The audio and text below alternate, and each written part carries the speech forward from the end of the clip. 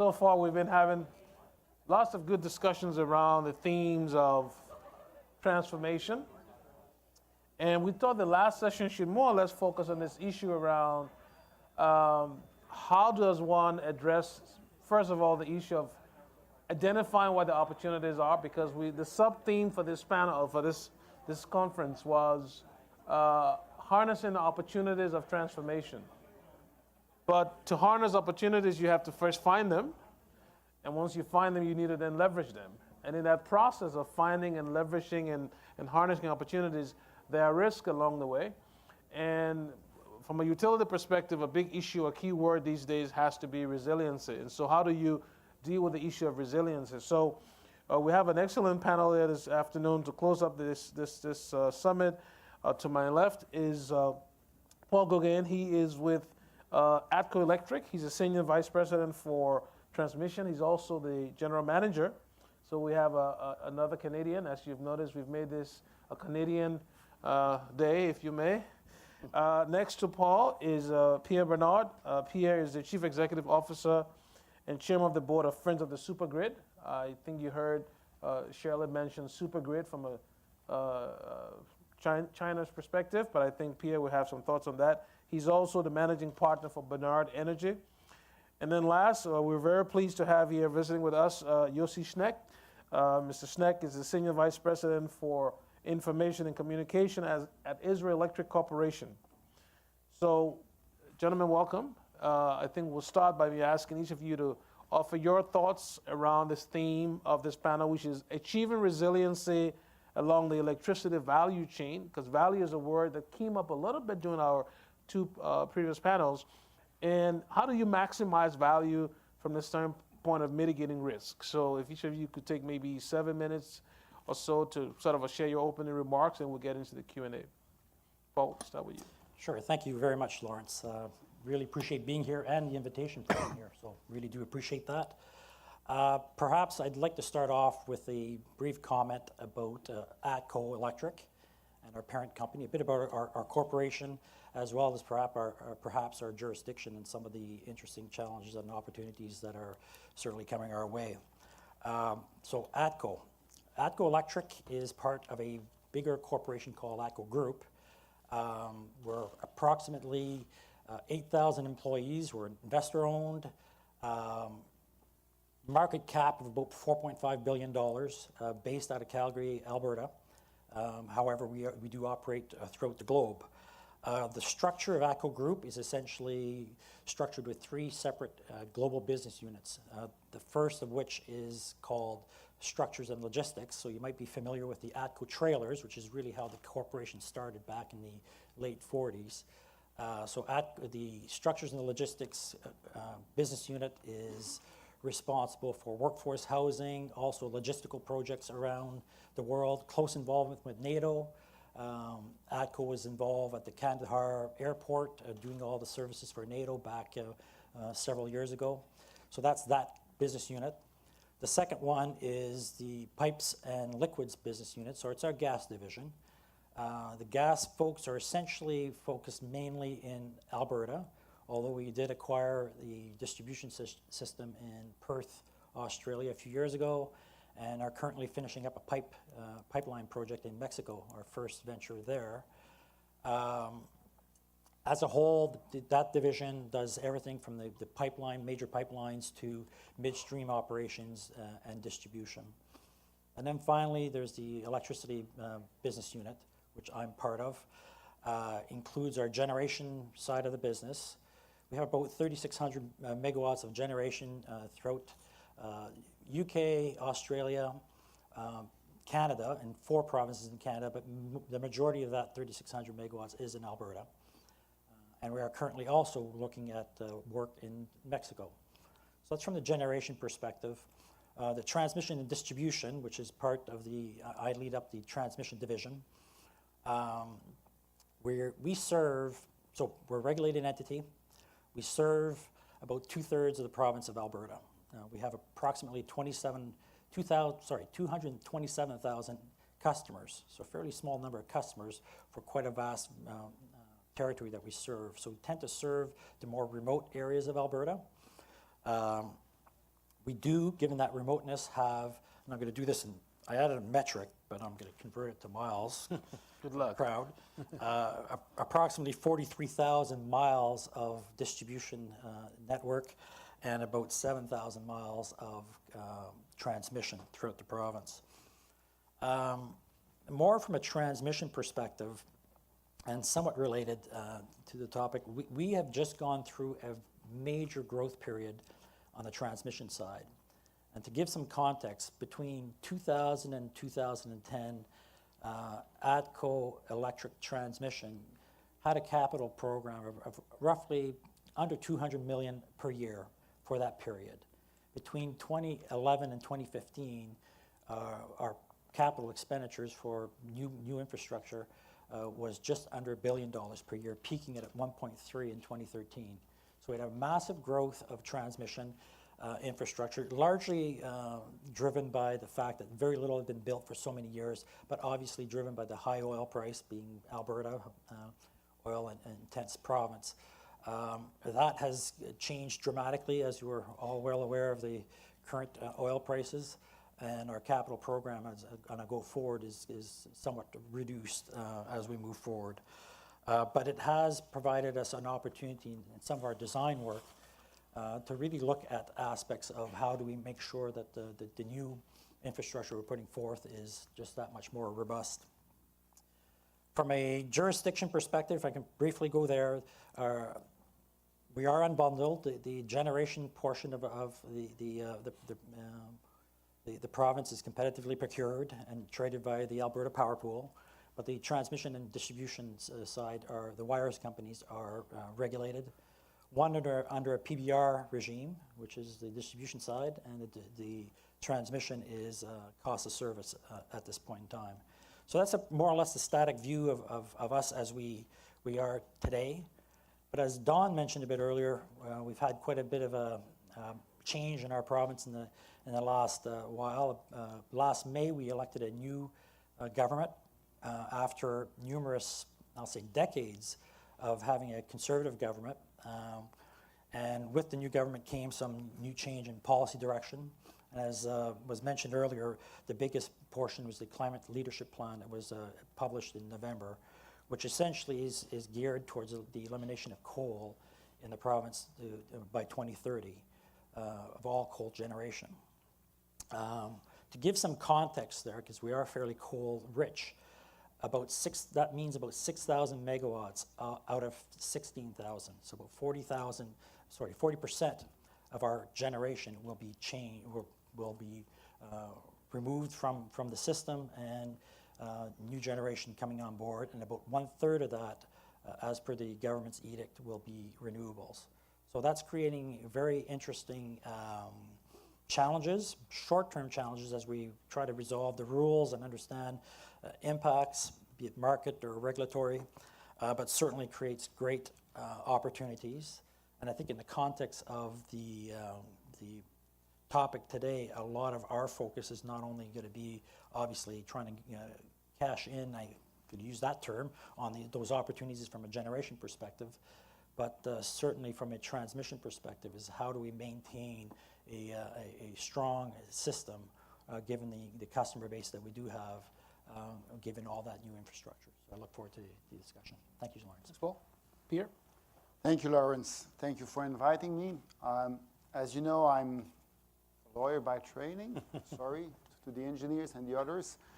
And I remember from my younger days, one of the first things they taught us was to look at the definition of some terms. And when you invited me to talk about resilience, I went to the dictionary.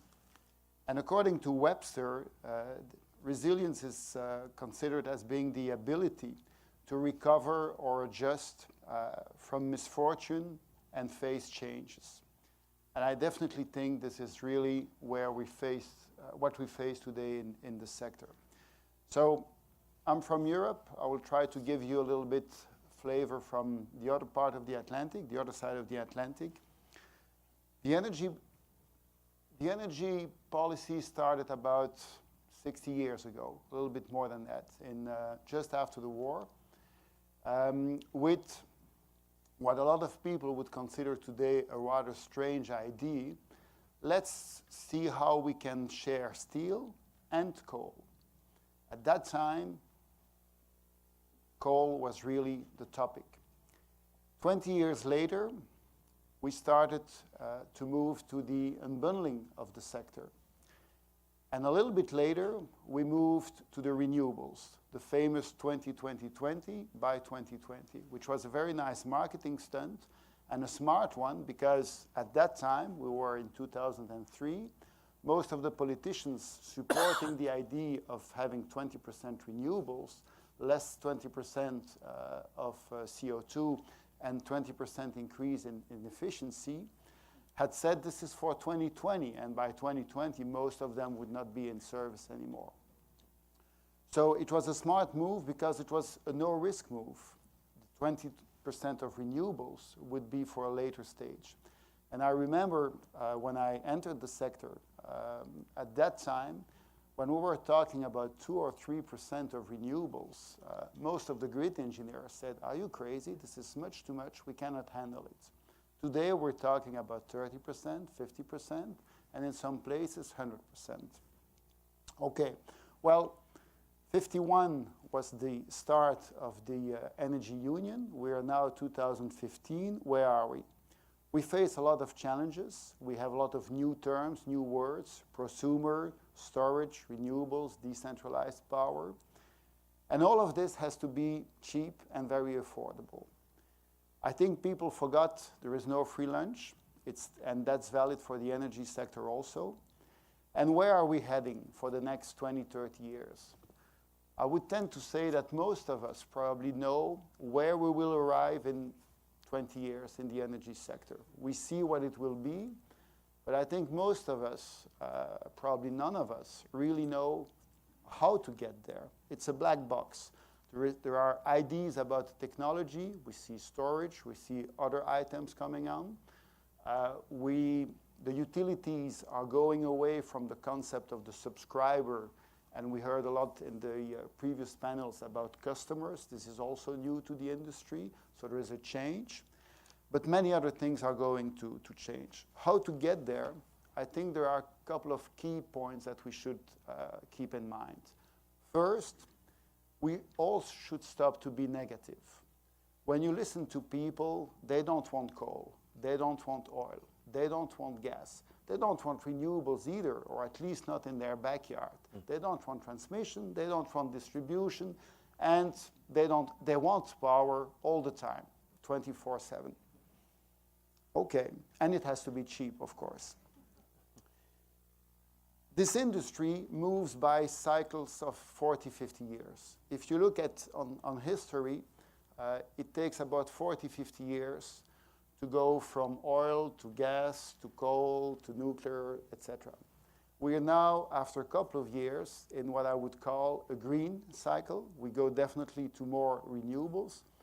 And I'm not saying we don't need it, to the contrary. I have kids, I hope to have grandchildren, and we know what is the impact of climate change. I think this is undisputable today.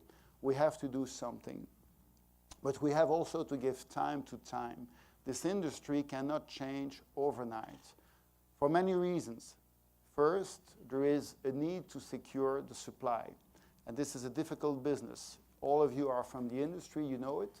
The guys in the street, they do not know it. So it's not that easy to move from what we had to where we are going to go. It takes time. However, this time factor should not be used by the industry and by the utilities to slow down the change and to reject, on the basis of conservative, the new world where we are going to go. And I believe that the Googles and the other ITC players who are coming in this sector very aggressively and with new messages will not allow this to happen. And then this future should be affordable. When I say affordable, it's today. We need to be able to do with the means what we have. When you look at the situation of the utilities in Europe, and this is why I was asking the question to the CEO of Hydro-Québec earlier before, we had great champions, great companies. They are still there, the EDFs, NG, RWE, E.ON, etc. But look at their numbers. Look at the value. Their stock value has been down by tens of percentages, sometimes 3/4 of the value of the company in less than 20 years. A lot of value. You were talking, Lawrence, about value. That's a lot of value that has been destroyed. They certainly did mistakes. We all do. But nevertheless, we are facing, and certainly in Europe, we're facing economic crisis for many countries. We should allow ourselves the growth and the new energy that we can pay for. And consumers should know that. So bottom line, no regrets approach. Do the investments that are needed. Otherwise, we're going to end up with a lot of stranded assets. 2, politicians, which are key in this sector, need to stop telling something else than the truth. It's unfair to say to people, we will build this, we will build that, and when we go for permitting, it takes 7, 12, 13, sometimes 15 years to get your permitting.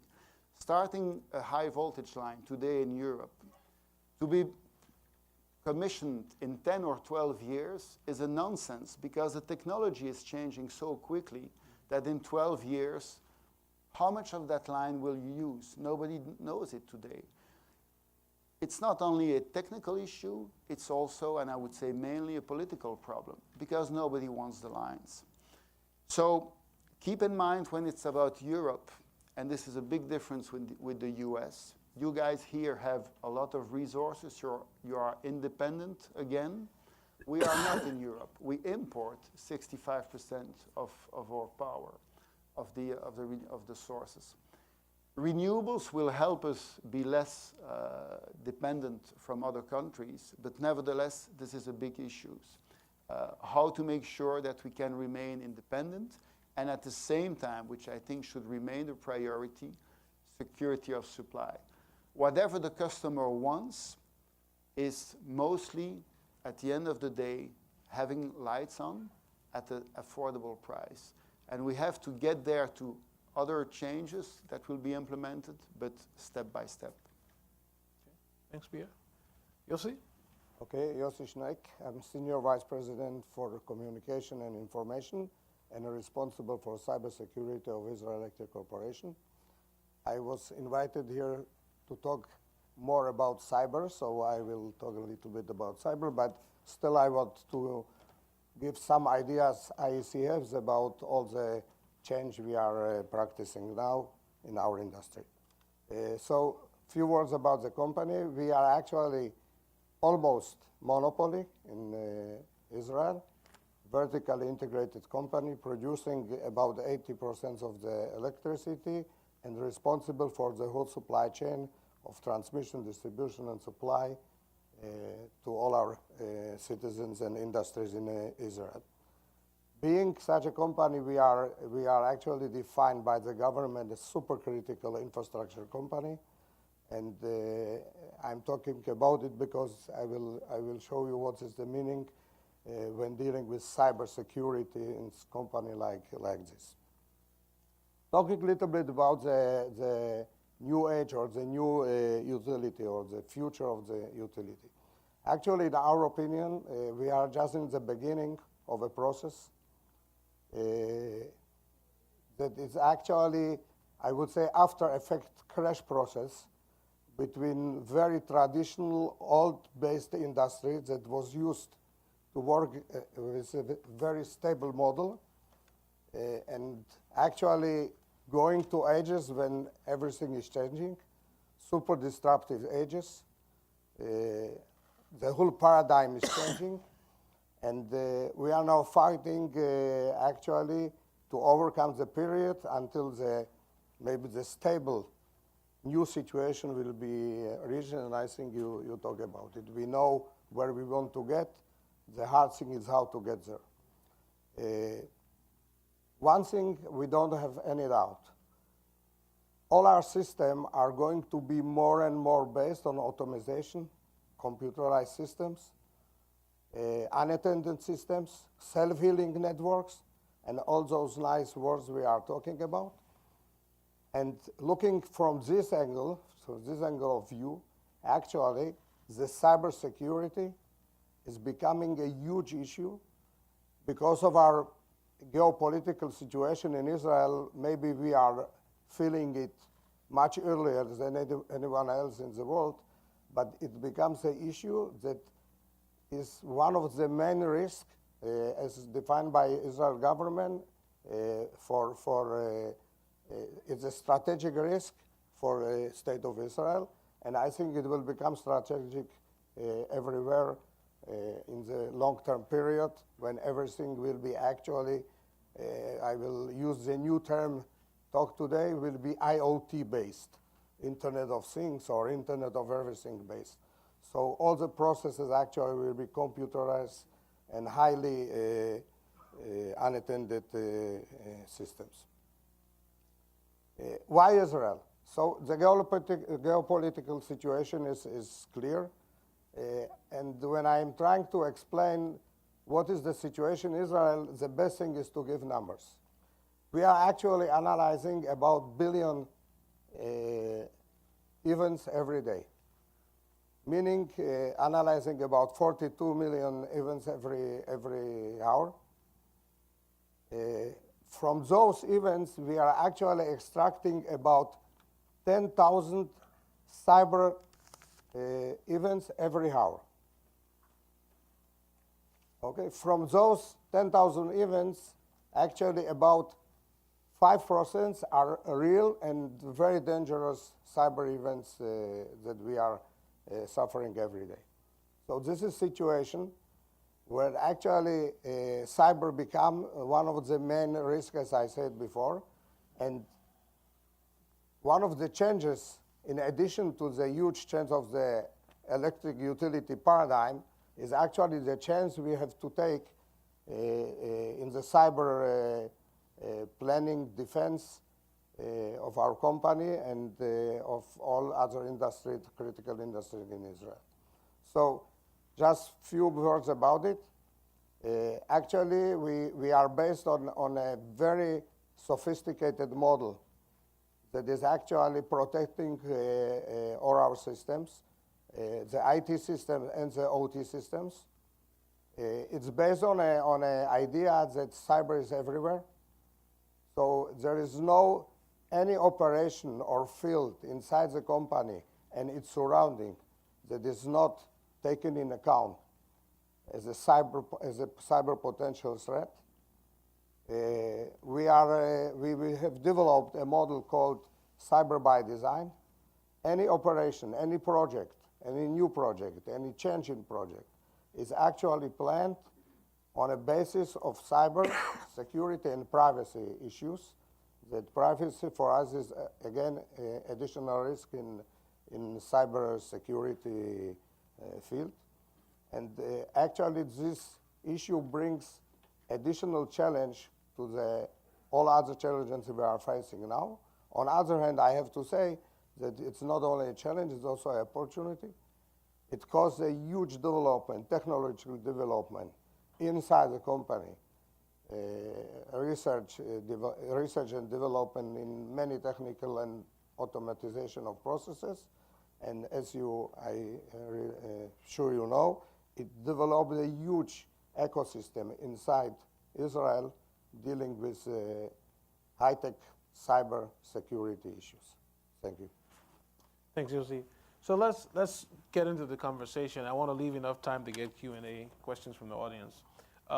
Just generally, I don't want to spend too much time on risk, but let's talk a little bit. I know, Yossi, you brought up the cyber risk. Paul and Pierre, what kinds of risks do you all see on the horizon before we get into the opportunities? Let's just put some of the risks on the table that we need to think about as we look at these opportunities. What are some of the risks that could make these opportunities difficult to harness? So I talk about the risk, about the cyber risk. If I am looking about the development of cyber threat, we started a few years ago. I think it was a cyber based on crime, maybe some different things. Later on, they developed to a espionage platform. After it became tactical. Today, we think, at least in countries like Israel, but I'm sure it's going to be all over the world, it's strategical. The new development actually is that we are now going on the full automatization of system, Internet of Things, Internet of Everything, and everything will actually bring the cyber to additional step, and I call it will become actually an existential issue. So it actually can become an issue that will risk existence of organizations, existence of industries, and existence of states, and small states at the beginning, and later on also going to risk much bigger states. Here? I would say there is a serious risk of significant financial issues for the development of the industry. We are going to face stranded assets in the next coming years for the main reasons that, as I said before, it takes time to develop the new industry. There is, as Don said, there is a disconnect between policy, technology, and regulation today. And the disconnect is creating a significant issue in matters of how to move forward in a more or less structured way. And at the end of the day, certainly in Europe, we feel that we might lose interest of investors to invest in heavy projects. Smaller projects, why not? But we're talking, for example, the Association of Transmission Operators considers that by the next 10 years, we should develop about 50,000 kilometers, or about 32,000 miles of new lines or upgrades of transmission lines. That's for about 150 billion euros. It's a lot of money. And if we don't do it, there will be an issue on the development of renewables and their implementation. Well, today, who can say that of those 32,000 miles, how many will obtain permitting? And if you don't get your permits in a decent period of time, 3, 4, 5 years, financiers will go somewhere else. Paul? Perhaps two areas of note. One is quite similar to what Pierre mentioned, and our jurisdiction is actually challenged even more so in some respects. So we had a recent regulatory decision called the Utility Asset Disposition decision, in which utilities are no longer able to recover prudently incurred costs if retired early. So that's very clear. It's an issue that obviously we've challenged in court. It really goes against the fundamental principles of our industry in many respects. Currently, we have an appeal to the Supreme Court of Canada, although the likelihood of the case being heard is somewhat remote. Only about 3% of cases do get heard. But it's a big issue for us and certainly a big risk. When you think about the whole concept of our topic around resiliency and potential opportunities with respect to any replacement type capital that would make sense, it's something that we would have to look extremely carefully at, because the existing assets that we would take out of service would essentially go to shareholder as a shareholder cost. So it's a real issue. It's essentially a stranded asset issue in some respect as well. That's the first item. The second risk, I think, given our changes in our jurisdiction with the new climate leadership plan and the retirement of coal, is really around establishing proper investor confidence to make sure that the new investors come into the province and are actually willing to take on some of the risks. We've seen a lot of changes in the rules along the way. Generation's a good example. Generation was initially regulated, went from regulated to, once deregulated, went to a purchase power arrangement, or PPAs, and now these coal generators and individuals with holding the PPAs are looking at different set of rules. So the rules are somewhat changing. I think it's going to be very critical that the rules of the game and engagement rules, especially with the renewables, et cetera, are really well-founded to really attract investors into to our jurisdiction. So if we talk a little bit about some of the opportunities, I mean, change is great. Change has upside and downside. Oftentimes in this industry, we see things from a perspective of, the challenges and the risk. But I want to end this summit on a positive, right side for everyone to leave here, having identified ways to go out there and champion for the industry, identifying opportunities. So what are some of the opportunities you see in this transformational period? And in fact, how do you even identify them? Now, don't reveal all your tricks because I'm sure you don't want to give your secrets to the rest of us, but just some generalized thoughts on opportunities that we see in spite of all of these risks. Maybe you can start in Pierre and then Sure. you'll see.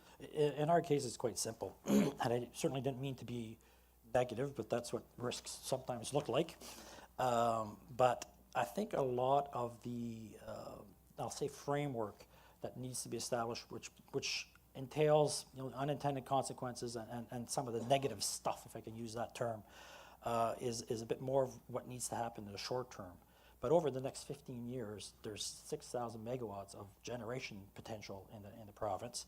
Attached to that is transmission opportunities, and certainly with the renewables, be it short scale or larger, has significant distribution opportunities as well. So there's significant growth opportunities in that regard alone that will carry our portion of our growth well into the next decade.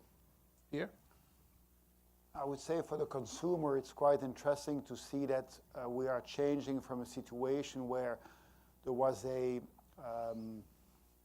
not enough energy, not enough resources, and we're going to oversupply.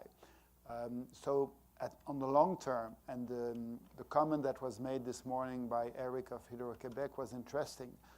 When they look at their business model, there is no cost of commodity. On the long term, the commodity becomes free. It's just a matter of amortization.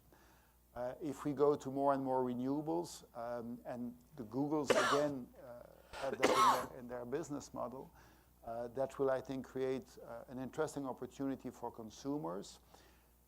Being understood, however, that it needs to be controlled, because otherwise there will be a lot of casualties on the road also. And then to be really optimistic, I would love to have 25 years less and start my career now in the sector. The challenge is tremendous and the opportunities are huge for younger people. Okay. Yes, Steve? So I totally agree with you. Just I need 40 years to be more young, but it's the same idea. I would say that actually the main opportunity that actually utilities understood that there is a place for huge diversification of new products, not only supply electricity. So this is one thing.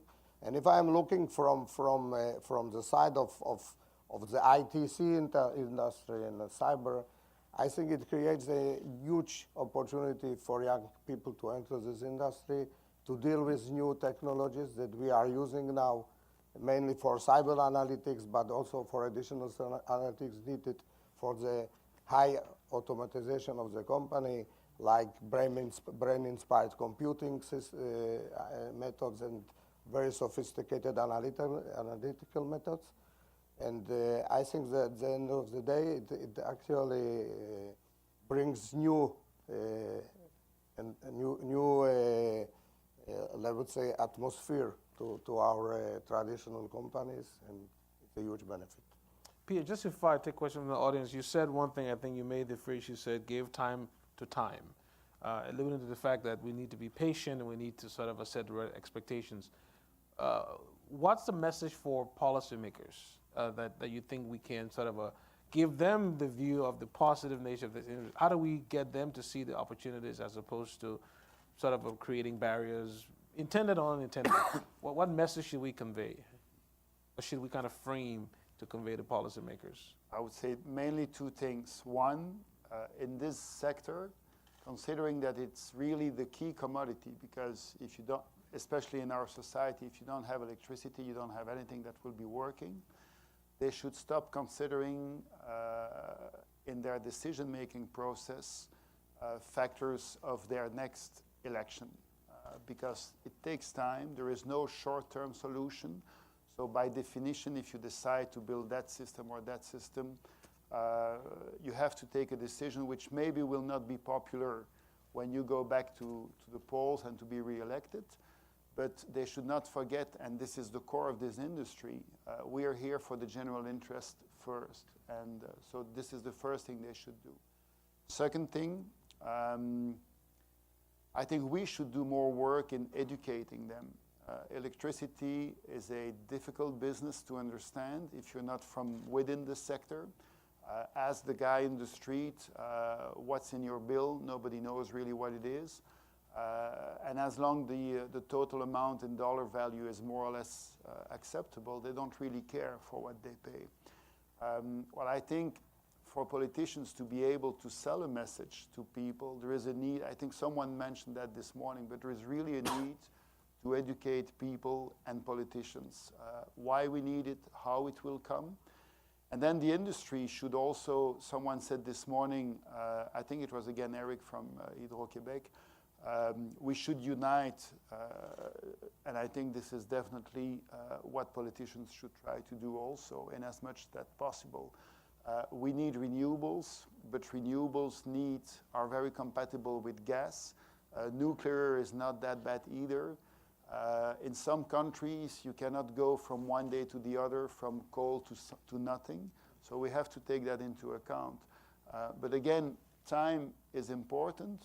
But we all know that the sector is quite conservative, and the utilities should not use this time factor to really slow down the process by saying, oh, we will not be able to provide this in due time because it's difficult, there is a risk for security, blah, blah, blah. That, I think, is something that needs to be changed. Good. So the inherent nature of the industry, risk adverse, is by default, by design, because of the nature of the technology and the system we have. And having patience. So if engineers are more patient, you probably are advocating that more engineers should be politicians. All right, let's go to the audience. You said it. All right, let's take some questions from the audience. Please say your name and one way in the back and one in the front. Yeah, thank you. My name is Tim Hartman with GE Grid Solutions. Lawrence, thank you for the invitation today. It's been very insightful and interesting. This question is for Pierre. You're providing a European view. I'd be curious what your thoughts are on Germany and the Energiewende. It sounds like what they're experiencing, maybe in a somewhat accelerated way, as a pars pro toto maybe of this conversation in general here, really fits a lot of the issues that we touched on, opportunities, risks. There's tremendous upside, ultra low carbon. At the same time, you have NIMBY, you need transmission lines all the way down south and so forth. The cost of electricity is going to go up. Ambitious project, how do you see it? Is it succeeding? Where are we at this point? Can I answer you in 15 years? Well, as we see today, I think that they took a lot of good decisions. I have my doubts on the decision on nuclear just after Fukushima. I think this was really politically driven, and I'm sure if you go and talk to RWE and E.ON, they have their idea on that. It's interesting to see that after that decision, notwithstanding the billions invested in renewables, the CO2 footprint from Germany is going upstairs instead of the other direction. On the long term, I think they took a good decision. But I think Madame Merkel should from time to time look at her Danish colleagues. I don't know if you are aware, but 2 weeks ago, the Danish government decided to put everything back on the table, even though Denmark is one of the frontrunners in renewables. And they do consider that they did mistakes in their policies. And I think that's really a bold and smart move to be able to say we did some mistakes. For example, in Europe, if you look at a broader scope, we pushed unbundling to the extreme. And I must say I was one of the guys pushing very hard 15 years ago. With the experience today, I think we did mistakes. We went too far. Bundling makes some sense. Certainly, if you want to have a competitive market and you need to ensure that you have an independent management of the transmission facility. But who owns it? I think with the appropriate governance and legal mechanism, I would say who cares, as long as there is money to do the investments.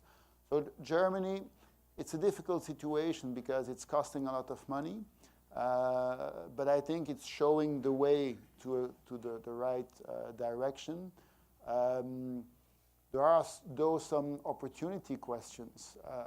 Pushing for solar in a country as Germany, where they have in some areas a little bit more sun than we have in Belgium, but nevertheless it's not that nice weather, might be an issue. I would have a different answer in the south of France or in Greece or or certainly Portugal and Spain. But then you also need to allow for the transmission to be built.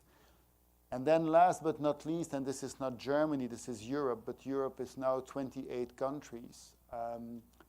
We have a nice strategy, which is the Energy Union, which was supported by the Commissioner to Energy Union, Mr. Šefčovič, 3-4 years ago. And the idea is to have one overall view on the 28 countries. Well, I said you have to give time to time, and sometimes I'm not patient enough, but I would like to understand why Belgium, I take my example, my country as an example, is really looking at how much generation do we need in Belgium to be sure that we have security of supply. Why do we do that? Maybe we should have a better conversation with France, with Germany, with other countries, see if it would not be, at the end of the day, cost less to build a couple of more lines, but to be sure that we have the adequate transmission. What is lacking there, and certainly in today's world, is trust and confidence. And that plays to some extent on Germany also. Germany is going in the right way, but they cannot do it alone. In the back was a question. Hi, good afternoon. My name is Coretta Bennett, and I'm with Bith Energy. We are an ESCO based in Maryland.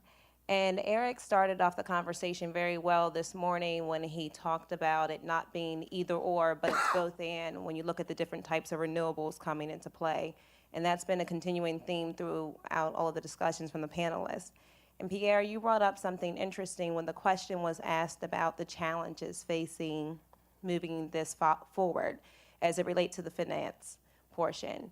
So my question is, as a private developer, we have been creative in figuring out how to finance different types of deals, but the assets are very different when you're looking at penciling out wind versus solar versus hydro, and especially when you look at combining different types of assets as it relates to being able to store this energy and power. So my question is, what is the role in a deregulated market and regulated market when it comes to working with private developers and using the resources in the private industry, tying that in with the larger scale utilities? You want to think about that and we'll get another question? Well, no, it's a good question, and honestly, I don't have the answer to that. Again, the Hydro-Québec model is an interesting one but it's a special situation, and it's a little bit the same as you have in Norway. There is a lot of hydro. It's a big investment at the beginning, but on the long run, it shows to be profitable. Would it be more efficient for the end user and or the government if you run it in a competitive way? I don't know if you're familiar, but in UK, the regulator of GEM is now opening competition, or will do it in the next couple of years, for important transmission lines. So the idea is that let's open the competition, and by bringing in developers, not the big utilities, the cost of capital will be reduced, and at the end of the day, the consumer will benefit of it. They have done this for offshore wind connections, and according to a study they made a saving of about $800 million over a couple of years. I didn't challenge the study. I don't know if it's true or not. My gut feeling would be that at the level of the consumer, I think competition is a very good thing and you need it. But our colleague from EDF said this is a big business, heavy capital. Not everybody can play in the game. And if you have players that come in, as we had in the early 2000s in Europe, and then disappear because they don't have the sufficient financial strength to handle their assets, it's not helping either the consumer. What I do think is important is to have someone, and honestly I don't know who from a high level is looking at the planning as well for the grid, transmission and distribution, as well as for generation. How much generation will we need in the next couple of years?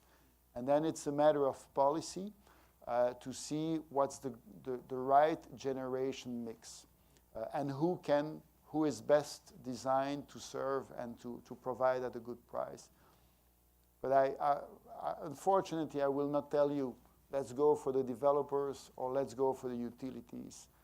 At this stage, honestly, I really don't know.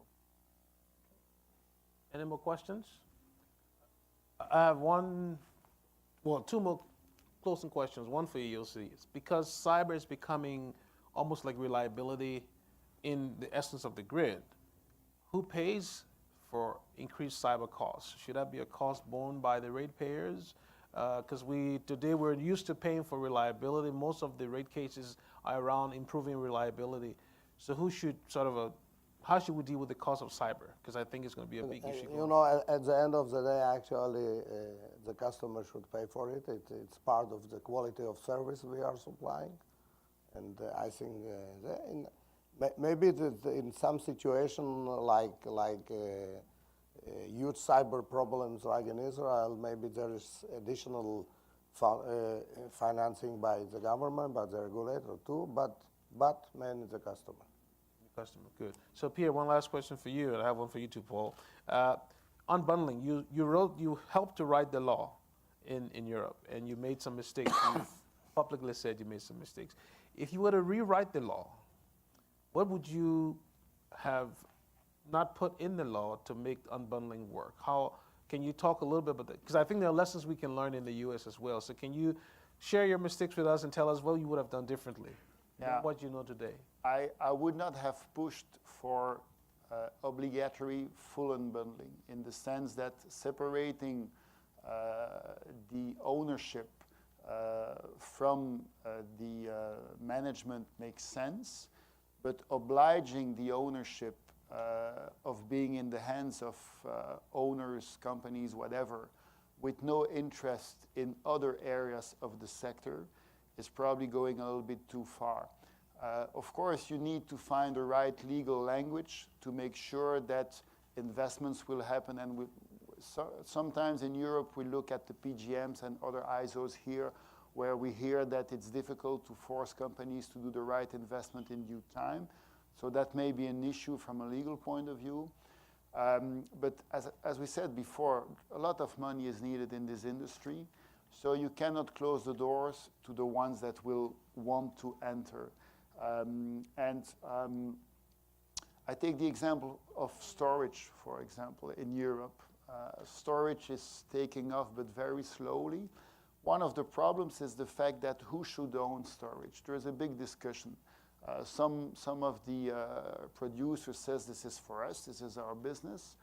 Some of the regulators says no way because you're going to manipulate the price with if you own it. And then you have some transmission operators or distribution companies saying we would like to own it because it was a good time when we were vertically integrated.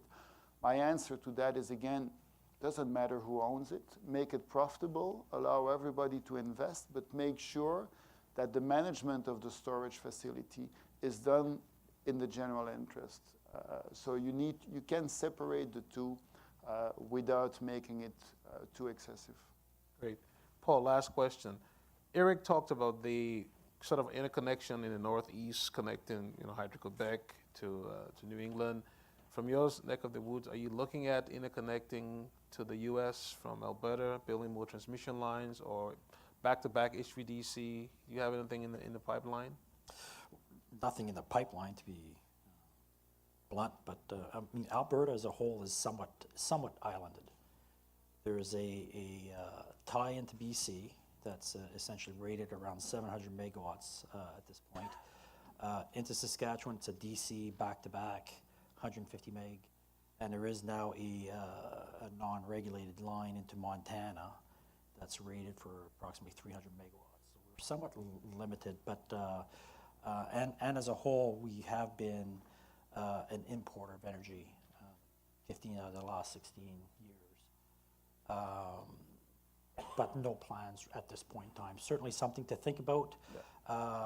There has been, maybe I'll just throw that out there, discussions between our province and neighboring provinces with respect to potentially hydro into the area, which would involve major transmission infrastructure, but really quite early in Yeah, I just thought it would be a good way of the balance of trade so that you bring your power from Canada into New England and we bring our power from the Midwest into Canada. So that's sort of a balance of the trade. And you guys can build a transmission, we can use that to bring the power. But that's a separate. I would love to build a transmission line from Alberta to New England. That sounds pretty good to me.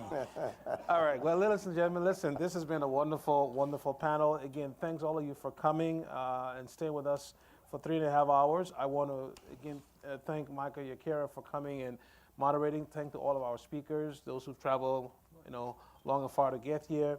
I want to especially thank the EEI team, the International Program team, Matt Hastings, he's out there somewhere busy, Maria Vega, Scott Truick, Adrian Crushfield, and then from EEI itself, I want to also thank Elfrida Montgomery, as well as Allison Dunn. Thank you again. Please make sure you plan to join us next April when we have the next International Summit. For now, thank you, enjoy lunch, and have a good day.